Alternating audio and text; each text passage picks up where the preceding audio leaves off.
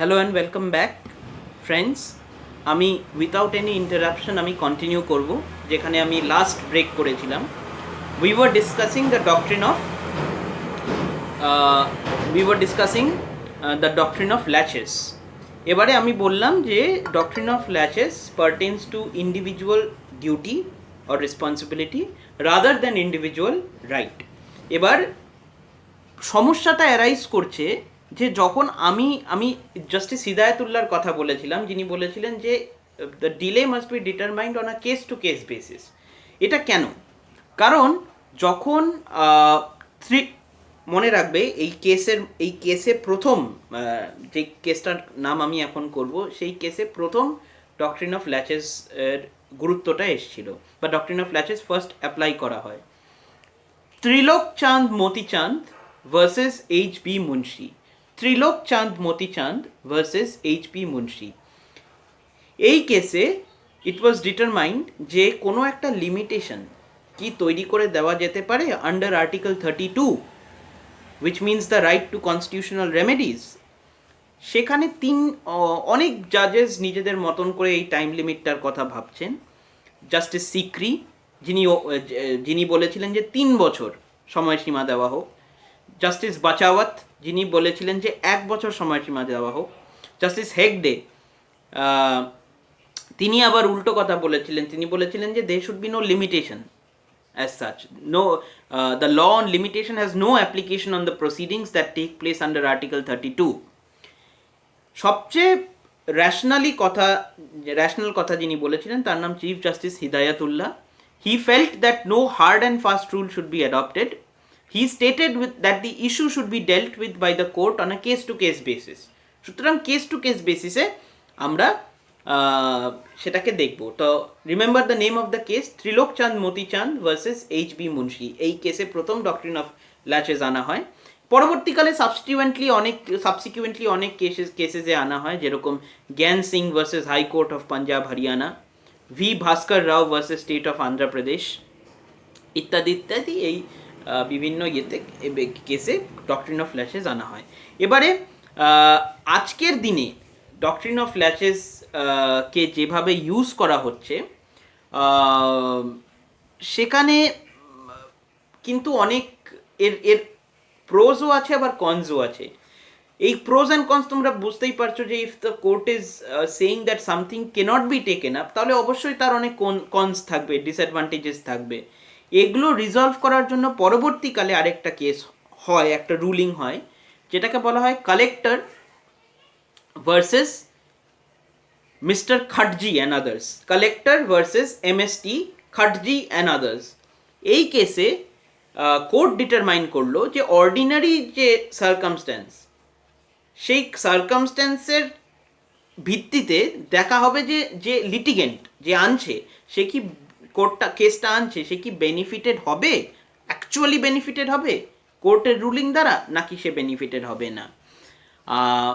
আবার এটাও ডিটারমাইন করা হচ্ছে পরবর্তীকালে এবং এই কেসের মাধ্যমেও যে ফান্ডামেন্টাল রাইটস নিয়ে যে ধরনের কেসেস আসছে, ফান্ডামেন্টাল রাইটস, সেগুলোকে অত সহজে ডক্ট্রিন অফ ল্যাচেস অ্যাপ্লাই যাতে না করা হয় তার প্রভিশনসগুলো কোর্ট কিন্তু রাখছে, বা তাকে একটা কোর্টের একটা, তুমি যেটা বলো প্রিসিডেন্ট অর্থাৎ একটা এক্সাম্পল সেট করা, কোর্ট কিন্তু সেই এক্সাম্পল সেট করার দিকে এগোবে, যেই এক্সাম্পলের মাধ্যমে কোর্ট এটা বলতে পারবে যে ফান্ডামেন্টাল রাইটস রিলেটেড, মৌলিক অধিকার রিলেটেড যেই ধরনের কেসেস আসছে সেটাকে যেন ডক্ট্রিন অফ ল্যাচেসের মাধ্যমে পুরোপুরি ইগনোর না করে দেওয়া হয়। অর্থাৎ তুমি জানো সিভিল রাইটসও আছে আমাদের, রাইট টু প্রপার্টি যেরকম was once a fundamental right, কিন্তু পরবর্তীকালে সেটা সিভিল রাইট, সেটা একটা লিগাল রাইটে পরিণত হয়। তো রাইট টু প্রপার্টি রিলেটেড সেটা কিন্তু ফান্ডামেন্টাল রাইট নয়।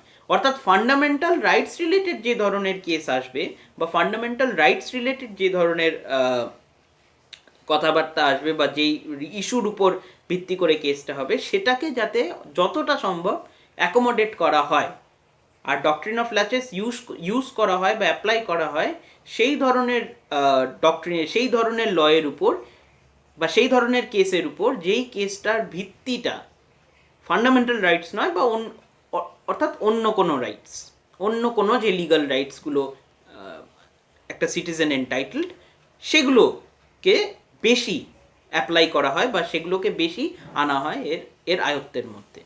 এটা আমাদের ডক্ট্রিন অফ ল্যাশেস। আমরা আরেকটা গুরুত্বপূর্ণ ডক্ট্রিন পড়ব, যেটাকে বলা হয় doctrine of colourable legislation. Colourable legislation কি? কালারেবল লেজিসলেশন এই কথাই বলছে যে আমরা জানি, আমরা একটা কথা ব্যবহার করি, কিভাবে তুমি মনে রাখবে ডক্ট্রিন অফ কালারেবল লেজিসলেশন। আমরা একটা কথা ব্যবহার করি, yellow journalism. Yellow is the name of a colour. Yellow journalism বলতে পক্ষপাতিত্ব, যেই জার্নালিজম একটা পক্ষ নেয়, একটা পক্ষের হয়ে কথা বলে, অর্থাৎ কিনা বায়াস জার্নালিজম। সেই ধরনেরই যখন আমি কালার কথাটা দেখতে পাচ্ছি, always remember that it is talking about some sort of a bias. বায়াসটা কীরকম? কালারেবল লেজিসলেশনকে খুব সুন্দরভাবে সামারি করা হয় এই 2-3টে সেন্টেন্সের মধ্যে। সেটা হলো, what can not be done directly cannot be done indirectly. যেটা আমি সরাসরি করতে পারবো না, সেটা অন্যভাবে, উল্টোভাবে, ইনডাইরেক্টলিও আমি করতে পারবো না। That is the provision of the doctrine of colourable legislation. আমি কোনোটাই যেটা ডাইরেক্টলি করতে পারবো না, সেটা আমি ইনডাইরেক্টলিও করতে পারবো না। ফর এক্সাম্পল, যদি by a provision in the constitution আমি যদি বেসিক স্ট্রাকচার অফ দ্য কনস্টিটিউশনকে ভায়োলেট করতে না পারি, ডাইরেক্টলি ভায়োলেট করতে না পারি, যদি ইনডাইরেক্টলি কোনো একটা আইন প্রণয়ন করা হয় যেটা ইনডাইরেক্টলি ভায়োলেট করছে বেসিক স্ট্রাকচারকে, that will also be proven to be null and void. কারণ on what basis? On the basis of the doctrine of colorable legislation. Colorable legislation. ঠিক আছে? আচ্ছা, এরপরে আমরা আরেকটা ডক্ট্রিনে আসবো, যেটাকে বলা হচ্ছে doctrine of waiver. Doctrine of waiver, waive মানে মুকুব করে দেওয়া। এবং ডক্ট্রিন অফ ওয়েভার কি বলছে? যে সাপোজ আমার একটা আদার দ্যান ফান্ডামেন্টাল রাইট, অন্য কোনো রাইট রয়েছে, অন্য কোনো অধিকার রয়েছে, আমি যদি সেই অধিকারকে মুকুব করতে চাই, আমি যদি সেই অধিকারকে বা প্রিভিলেজকে আমি যদি গিভ আপ করতে চাই, যেটা আমাকে স্টেট দিয়েছে এই রাইট বা প্রিভিলেজ, সেই প্রিভিলেজটাকে আমি যদি গিভ আপ করতে চাই, আই ক্যান ডু সো। হ্যাঁ, কিন্তু what is the exception? Exception হচ্ছে ফান্ডামেন্টাল রাইটস। ফান্ডামেন্টাল রাইটস তুমি দেখবে একটা কথা বারবার বলা হয়, ইনএলিয়েনেবল রাইটস। ইনএলিয়েনেবল অর্থাৎ কোনোদিন সেটা, as long as my life exists, as long as I exist as an Indian citizen, as long as I have life and I exist as an Indian citizen, I can never detach myself from those rights. আমি সেটা থেকে নিজেকে সরিয়ে আনতে পারি না। Inalienable rights. সুতরাং fundamental rights is an exception to the doctrine of waiver. এই ডক্ট্রিন অফ ওয়েভার প্রথম কোন কেসে ইউজ হয় বা প্রথম কোথায় আপহোল্ড করা হয়? Basheshar Nath, BASHESHER, Basheshar Nath versus the commissioner of income tax. Basheshar Nath বা B Nath versus the commissioner of income tax, 1958-এর একটা জাজমেন্ট, যেখানে প্রথম এই ডক্ট্রিন অফ ওয়েভারকে আপহোল্ড করা হয়। Basheshar Nath versus the commissioner of income tax, 1958। আশা করি আমার এই ভিডিওতে তোমরা একটা সাবস্ট্যান্সিয়াল আন্ডারস্ট্যান্ডিং পেলে জুডিশিয়াল বিভিন্ন ডক্ট্রিনের ব্যাপারে। আমি এই ভিডিও একটা বলতে পারো একটা কাইন্ড অফ আ টেস্টিং হিসেবে আমি এন্ড করব, বা টেস্ট নিয়ে আমি এন্ড করব। আমি তোমাদের মনে আছে, আমি তোমাদের ডক্ট্রিন অফ ইক্লিপস বলে একটা কনসেপ্ট বলেছিলাম, যে when the constitution was first brought into effect, certain laws were found to be inconsistent with the constitution because they were found to be consistent with the earlier British judgments. সেখানে একটা Indian press এর একটা case থাকে।